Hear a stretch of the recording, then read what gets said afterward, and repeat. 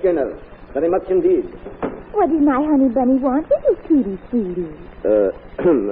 Your honey bunny is most displeased with his Tweety Sweetie. Why, Eric, what's the matter?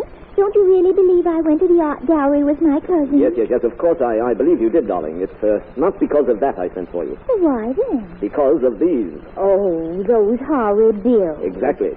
They've got to stop, Gaynor. But I wanted to look nice for my honey bunny. I quite understand, my darling. But I think you can manage to look fairly presentable for your honey bunny in those 24 dresses, 50 hats, and 19 pairs of shoes you bought last month. Oh, honey bunny, are you mad at your Tweety Sweetie? Not at my Tweety Sweetie.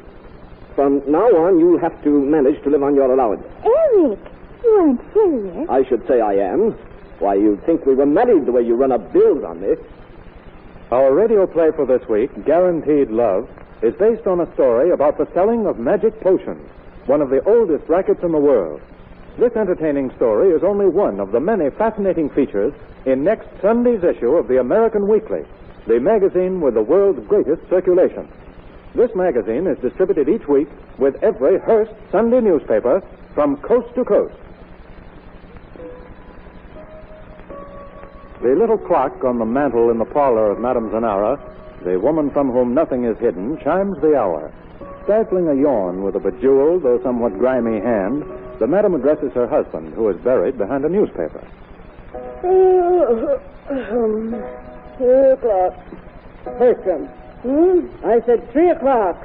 Oh, for the love of Mike, is that all you got to say? Here it is 3 o'clock and not a customer in the house. Well, what can I do about it, Lottie? You want to give me a reading? You. Say, you're the one person in the world who gives me reason to build myself the woman from whom nothing is hidden. A customer, Bert. Take a squint through that trick mirror in the door and see who it is. I'll straighten up the place. Lottie, guess who's here? Oh, I'll have enough guessing to do when they come in. Go ahead and tell me. It's that hungry beauty whose picture was in the roto section, remember? Yeah. Let me see. Her name was Crawfish. No, Crawford. Nail Crawford. Yeah, that's who. That millionaire Count Eric Brender saw her picture and started running around with her. I just see in the paper today he's got some other cutie he's hitting the high spots with. You did? Bertram, pull the drakes and light the incense burn in the reading room and get the Victrola going. Our rent bill is as good as paid. Okay, Lottie, right away. Who asks admittance to the temple of all knowledge? Are you Madame Zanara? I am the great Madame Zanara, yes. I want your help. Enter the temple of all knowledge. Come this way, please. In here, please. It's awfully dark. I can't see anything. Your eyes will soon be accustomed to the soft glow of the incense burner. Take this chair. I'm sitting before a mirror. Yes, a psychic mirror. Now, what do you wish to know? Something about your royal sweetheart? Oh, you know already. The mirror reflects all truth. You are worried because of some change that has come over him. Am I right? Yes, Madame Zanara. You wish to know if he will marry you? Yes, oh yes. Let us consult the mirror. Wait, let me brush that psychic fog away. Now the future is clearly revealed. Good. I can see you and the Count at the altar. Oh, really, Madame Zanara? You look very beautiful and happy. How soon will that come true? Let's see if I can see. You are in a great church or cathedral. Oh, they in the calendar and newspaper to tell me the date. Oh, dear. But it must be fairly soon, because the women's clothes didn't seem to have changed much. Oh, thank you, Madame Zanara. That's all I need to know. Wait. The mirror tells me only what may happen if all goes well. What do you mean? It can only happen if certain obstacles which are in the way are removed. What obstacles, Madame? There is another woman moving rapidly upon the impressionable heart of the Count. Oh, I was afraid of that. It's that dancer. Her influence must be nullified at once. How can I stop her? Well, you know, I can tell you a magical love charm which will make your royal suitor forget this other woman. You can? And you're sure it will help me hold Eric's love? My child, I am more than sure. I, Madame Zanara, personally guarantee it. Guaranteed love. That's what I'm after. Give me this magical charm. Now, first, you must give me... how much money have you there in your purse, my child? $500. How fortunate. You happen to have the exact amount needed to buy the charm. I hesitated to mention the price because, well, I was afraid it might be too expensive. Here's the money. Oh, thank you. I'd gladly pay 10 times this amount. Anything to succeed in holding Eric's love. I'm glad to hear that. You seem to have plenty of what it takes for ultimate success. Here is the love charm. The ashes of 2 kinds of seaweed, male and female. Give this to your suitor in a glass of wine, and he will never leave your side.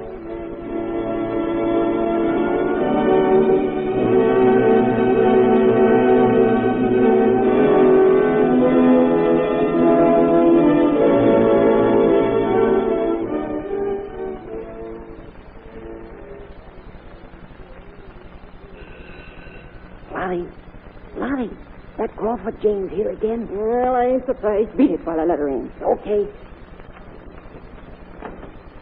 Who wishes to enter the temple of all knowledge? Oh, Madam St. Aaron. Oh, it's you, my child. Enter. I gave Eric that love charm, like you said, but it didn't have any effect on him.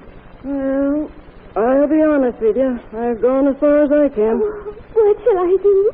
I mustn't lose Eric. Say, you know what this case really needs is a love potion. That ain't my specialty. But it happens to be a confrere of mine. The greatest love doctor in the world is visiting me. If you like, I can call him into the case. Oh, will you? Please do, madam. I must warn you, he's very expensive. Expense means nothing to me. Be seated. I will get my colleague. Bert. For heaven's sake, Bert, put down that paper. You always got your nose in it. Oh, what's eating you, Larry? I'm always finding information on it for you, ain't I? Didn't I tell you about that Crawford Jane boyfriend double-crossing her? Sure, but never mind that. Put your shoes and collar on. You're going to be my confrere. I'm going to be your what? My confrere. A colleague I told to Jane about. Crawford Jane. But I ain't never been a confrere in my life. There you are this time. Now get this. All you have to do is to agree with me and look wise. That is, as wise as possible. Hurry up now. She's waiting out there. Wait till I get this shoe on. My foot must have swelled. Oh, come on. This plum is just ripe for picking. I'm ready. Wait a second. You got a thumbprint on that celluloid collar. Here, what the hank's it? There, I'll take it off. There. Now, come on. My child, you are most fortunate.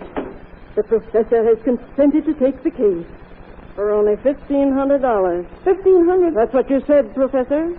What I said? Oh, yeah. You aren't going to raise your price, are you? Raise my... Oh, no, indeed. Oh, it's wonderful of you, Professor, to bother with poor little me. Poor little... Oh, not at all. I came prepared to offer you any amount you ask for today, madam. Professor, here's this $1,500. Now, where's your magical love potion? My magical... Here it is, my child. Why... Well, this is only a piece of paper. So it is. But there's a powerful prescription inscribed upon it. Powerful prescription, yes, indeed. Prepare the potion according to the directions and mix with chocolate candy. Yeah, chocolate candy. So that your beloved may not suspect the charm is being cast over him. Thank you, madam. I'll do just as you say.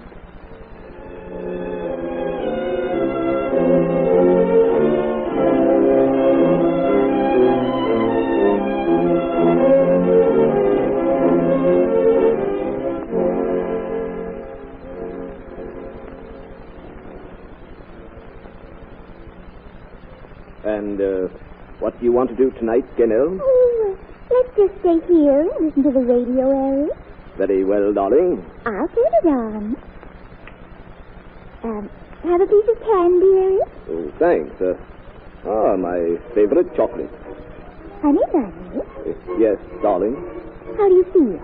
Fine. Why? I just wonder. Have another piece of candy.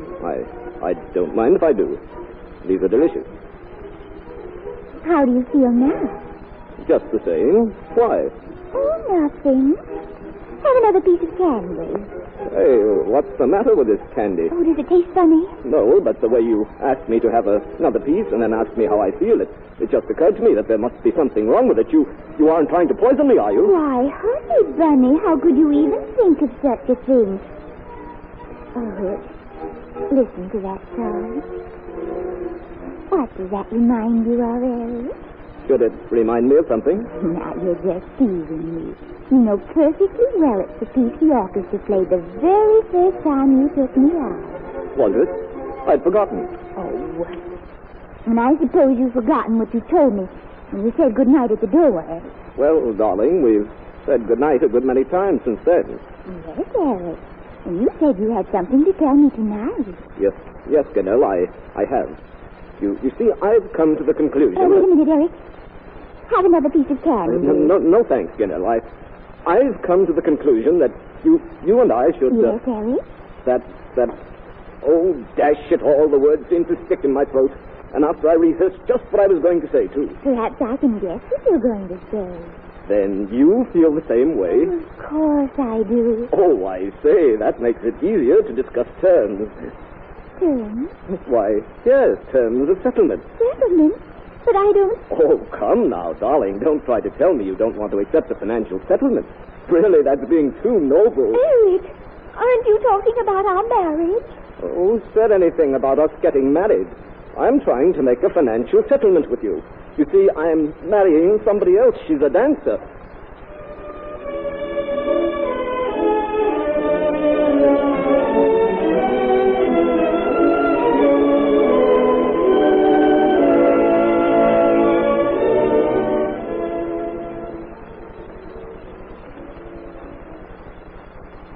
Say, Bert, I wonder if that Crawford Jane landed her count.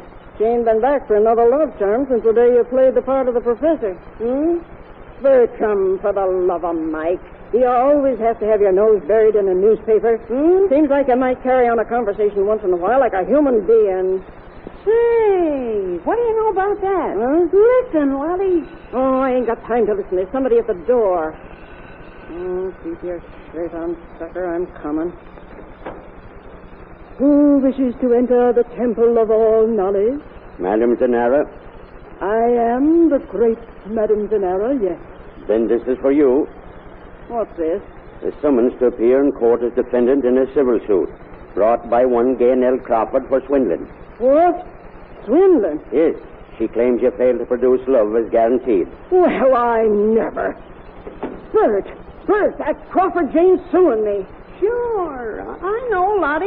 You know? You haven't turned psychic on me, have you? Me? Shucks, no, Lottie. That's what I was trying to tell you. I just read it here in the paper.